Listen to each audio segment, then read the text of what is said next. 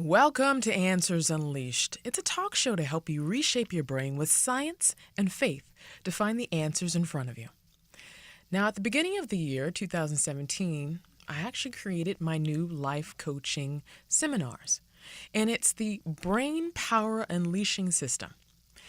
And I came about this system because I had to change the way that I was thinking in my own life to change what was happening so I could have new, innovative opportunities come into my life.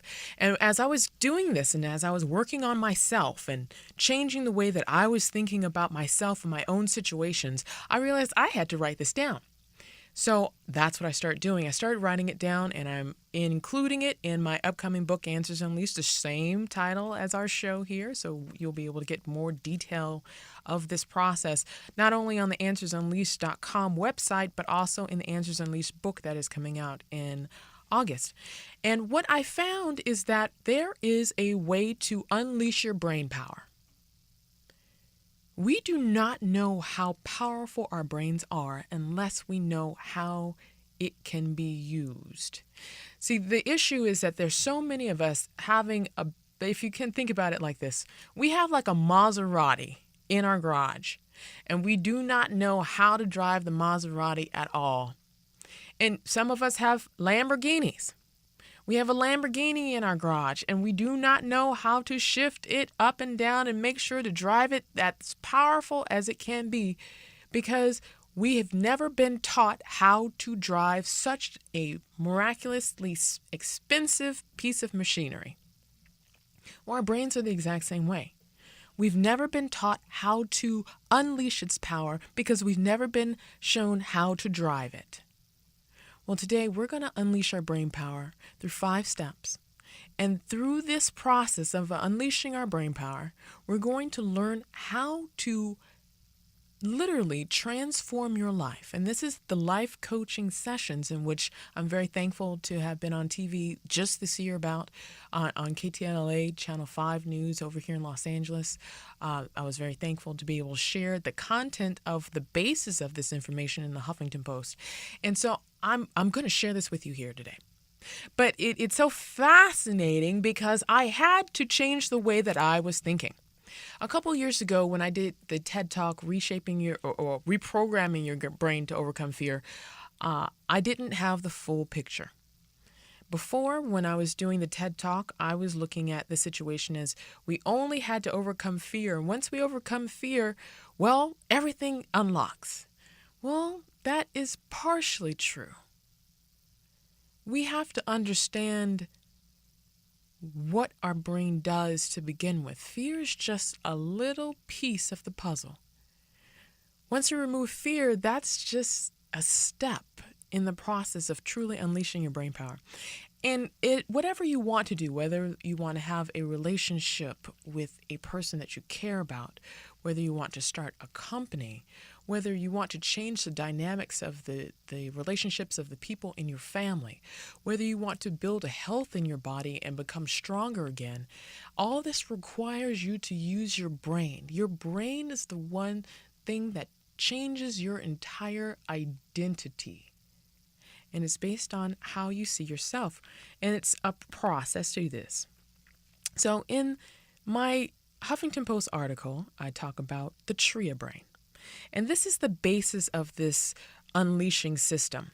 It deals with the Tria brain. And this was the first episode of Answers Unleashed. If you have the opportunity to look at episode 1 of our program, you'll hear me talk about the epiphany of the Tria brain. And to recap, the Tria brain is what I have discovered is the 3 side of the brain. It is the left side, which is the scientific, the part in which we always use. It is the center side that deals with the faith part, seeing something before it exists. All inventors are able to do this. And then it deals with the right side, which is the creative and expressive side. Together, all 3 sides, once they are all connected and communicating with one another, unleashes an ability for you to do great things. And I share about this in the Huffington Post article. If you have the chance to look at it, it's called the Tria brain. I'm so honored to share this information with you. So the key part about understanding how to unlock our potential and how to use our brain deals with us understanding that we actually have three sides of the brain that works. We have to envision what we see and what we want. We have to learn how to decide to embrace it and realize that we're worthy of it. And then we have to actually find the tangible ways here on earth to create it. And it deals with all three sides of the brain. So when we recognize that there is a process to unleashing this, it's almost like you have this Lamborghini and you realize the different gears and what they can do. You haven't driven it yet, but you're simply understanding where the gears are. That's the equivalent of understanding how our brain works. We have a couple sides. These are the gears. All right. The first step in completely unleashing your brain power is resetting your intentions. It's resetting your intentions. Now, this is completely different than having a goal. A goal would be to write a book. Great. Then what? A goal would simply be, or people do this all the time, a New Year's resolution. I'm going to lose weight. Great. Then what? Why on earth would this be important to you? Your intention is something that is far deeper. Your intention is the ability to create the purpose of why you are alive. For example, if you have a goal of writing a book, great. Why do you want to write the book? When you answer the question why to why a goal is so important, that's when you get your intention. So if you're an author, if you want to write a book, the intention would be, I have a desire to change the way that people see a situation about this. That intent is what will literally reset and recalibrate your faith sector of your tree brain. That is the center section. That is the part that sees the future before it exists. Every single scientist and inventor who has created great things have always been able to see the future before it exists. Great athletes, before they get the gold medal, are able to see the future before it exists. By you resetting your intention, you are then creating the future in which you are going to have for yourself. So, creating a new intention. How can you do that? For example, when I was when I decided to finally leave working full time for aerospace, and then later on I went into a banking institution and recognized that I really love science, and I left. My decision at that moment in time wasn't necessarily to get a paying job again. I definitely wanted to make bill payments and pay my rent and all that good and wonderful stuff. But my intention was deeper. Instead of going back to a job in which I would do on a daily basis, I decided to set my intention in doing this, helping people understand how science and mathematics was going to help them. That was the intention that I set out then. And from that intention, over the years I made that intention back in it was 2008 when I made that intention. It was 2007, 2008 when I made that intention. And I had no idea that over the next 10 years, my entire life would be formed based on that intention. The intention is like a background app. You know how you have apps on your cell phone? It's like a background app running all the time. And it is literally charging and using energy that you have. In this intention is the background app that you have in your brain that continuously fires when you go through situations. So you have to reset your intention. Your intention is not a goal, but it is the purpose of why you're doing something. Why are you talking to that man? Why are you taking that class? Why are you doing that? When you answer that question, you then have an ability to see your intention.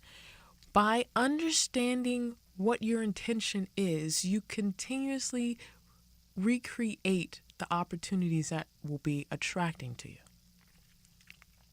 So once you decide that, okay, like for myself, I decided to be a business owner, and my intention is to be able to help people understand science and mathematics in a way that helps them. So once you create that intention, then this is what happens, and it never fails. what you will encounter is fear. As soon as you decide what you will do, the randomness of life always presents a challenge, and the challenge is fear. And what fear is the amygdala part of your brain firing. And that is the part, the fight or flight or freeze response, that takes over when you encounter something very difficult. When you reset your intention, you're deciding to do something that you have never done before. In doing that, you will now face type of situations in which either can bring you stress or can bring you joy. But what happens is that old programming that we have in our brain fires, and it will attempt to stop us from fulfilling our intention. Like, for example, I decided to become a business owner, and the fear came up when creditors would call and want their money for different bills that I wished I could pay. And I felt bad. I felt horrible because I'm a person that always lives up to my word. And for me not to be able to make simple bill payments was very stressful. And I had a choice. Do I try and find any type of job whatsoever just to be able to pay these bills? Or what was I going to hold on to the intention in which I created for myself, which was to become independent and help people understand math and science in new ways?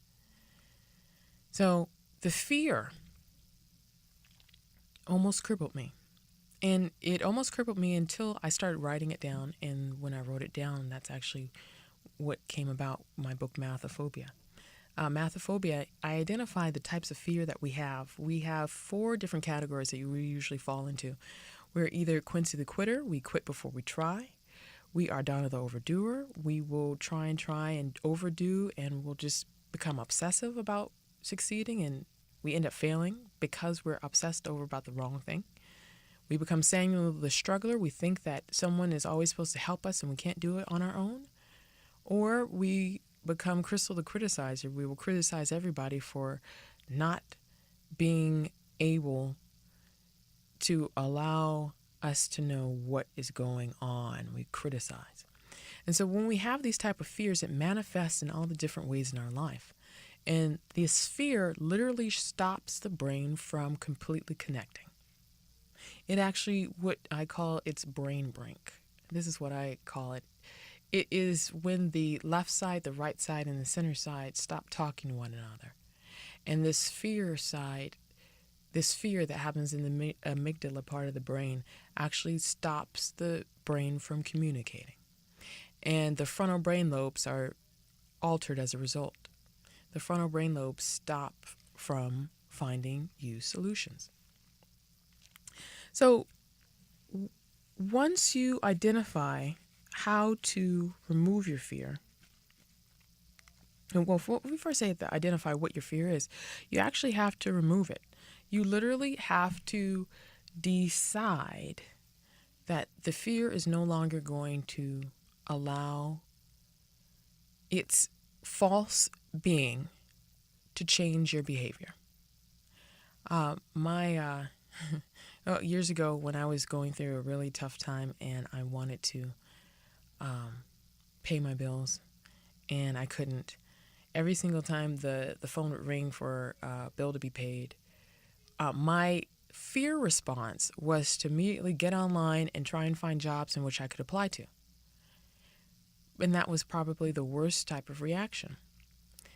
The best reaction at that moment in time, looking back, was to recognize that I had the ability to bring in new money for myself, which is I had the ability to write a book that would then later be able to be sold, that I could gain income from the information I would share about mathematics and science. But sometimes fear, what it does is it causes us to react in a way that is not beneficial to fulfilling our intention. It will stop us. So in order to completely remove the fear, you have to decide that you will no longer allow that to remove your peace. You have to decide that you will have peace again.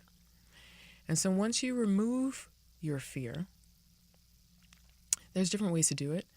and I talk about this in my book, my upcoming book. Once you decide to remove your fear, you actually have to replace it with something else. And it's actually dealing from science. If you kind of just imagine this right now, have you ever had a balloon in front of you? Like a empty balloon with no air. And it's basically just this little piece of rubber. Imagine this red balloon in front of you, and it's a little piece of rubber, and you can stretch it back and forth, and that's fine. But it's not until you imagine yourself putting water in this huge balloon, and you fill up the balloon completely with water to almost when it's about to break, but it's not. The rubber is just so thin, and it's so you can almost see through it, and this water is filling up the balloon so much that it almost is about to burst, but it isn't. And then you take all the water out, and the balloon now goes back, but it doesn't completely go back into its original shape that it was originally before any air or water went into it. It's slightly stretched out a little bit. Can you imagine that? Anytime we have fear in our brain, it actually causes mass structures to form. And I talk about this in previous episodes. Dr. Caroline Leaf is a scientist that understands that fear creates a tar-like mass that actually bonds the brain together. And when fear is present, it actually keeps the brain from reshaping. So when we actually remove fear, we remove that tar-like mass that sticks the brain together, but that space, that mass was there before, now is empty. There's empty space in your brain. There's empty space between the connections, and the space might be so minuscule you'll never be able to see it, but accumulated, it makes a difference.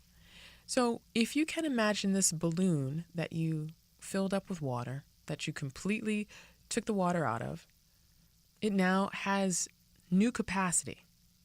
It's not the same shape. It can actually hold more than it did originally when you first started off. That's your brain. Your brain can hold something new in place of the fear. And what I recognize in my own life is that I had to replace the fear with something else that would allow me to completely move forward. I had to completely move forward. I am a great overcomer. When I was 8 years old, I experienced a sexual trauma from a family friend, and it was one of the most terrible events that my brain completely erased because I just couldn't handle it. My brain just couldn't handle the trauma.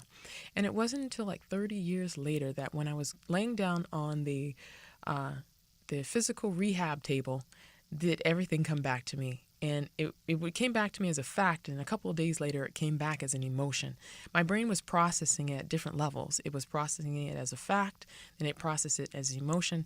And then I had to recognize that all the last 30 years, I had been operating to a false identity of myself, holding on to that memory, not recognizing that it had been in my subconscious all the time and not my conscious brain. All of my actions were representing of being a victim, which was not the truth.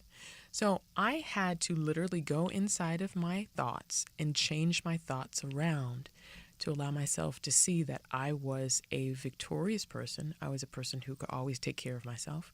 I was a person who had great choices. And I was a person who could be able to see things down the line so I would know that there would be great things ahead. So whenever you have any type of difficult times, you have to replace your thoughts with great ones because that's what the space it exists. The fourth step is you have to reconnect your brain. Now, there's different ways to do this. One of the best ways that I suggest reconnecting your brain is journaling. When you journal with your right hand, journal how you feel about things. And in your left hand, respond. When you respond, you're responding with a different part of your consciousness. Once you journal out how you're feeling about something, wait 10 minutes, read it over, and then the left hand, journal out with what your response is to that.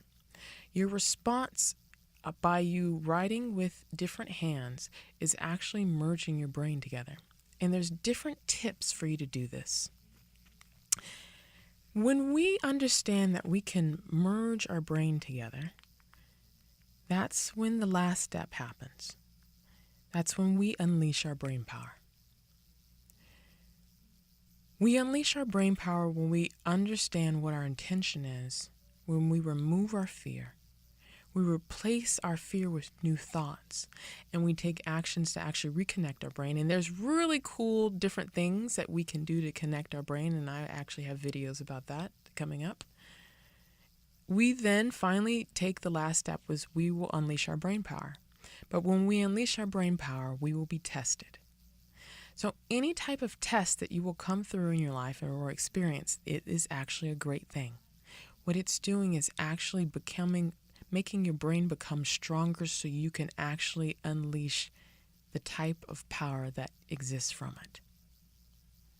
You have the ability to create anything that you want in life. Your brain is far more powerful than you know. As you take these 5 steps, know that you have the ability to change any type of situation in front of you. You have this ability inside of you. Always tune back to us on AnswersUnleashed.com. Find us all the time here when we do our show at Pierce College at kpcradio.com. And you can always call me directly at 888-88-ANSWERS and ask me a question. And remember, you are far more powerful than you know. And remember, here on Answers Unleashed, with me, Olympia LePoint, you will be able to do great things. I'll see you next time.